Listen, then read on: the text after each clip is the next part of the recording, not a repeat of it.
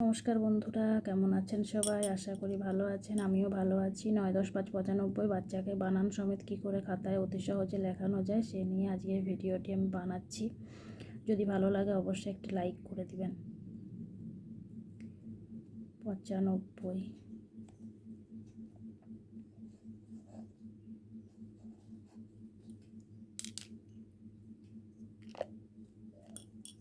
95 বিন্দুগুলো এভাবে বেশি বেশি করে দিবেন অনুশীলন করতে,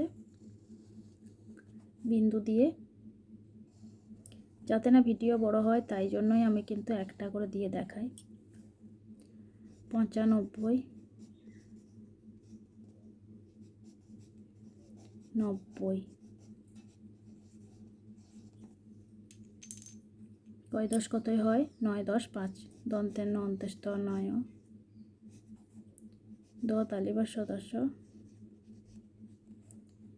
পয়ে চন্দ্রবিন্দু আকার চ 5 গোটা গোটা করে একটু লিখে দিবেন। আর কোনটার মাত্রা হয় কোনটার মাত্রা হয় না বলে দিলেই মনে হয় বাচ্চারা অনেকটা ক্যাপচার করতে পারবে এবং পরবর্তীকালে যখন বানানটা লেখাবেন খুব সহজ হবে। বানানটা যেভাবে বইয়ে দেওয়া থাকে সেভাবেই যদি আমরা খাতায় লেখাই তাহলে বাচ্চা যে বানান লিখতে চায় না বা অস্পষ্ট করে লেখে, তার কিন্তু প্রধান কারণ বাচ্চারা বুঝতে পারে না। নিজে না বুঝতে পারলে অন্যকে কী করে বোঝাবে?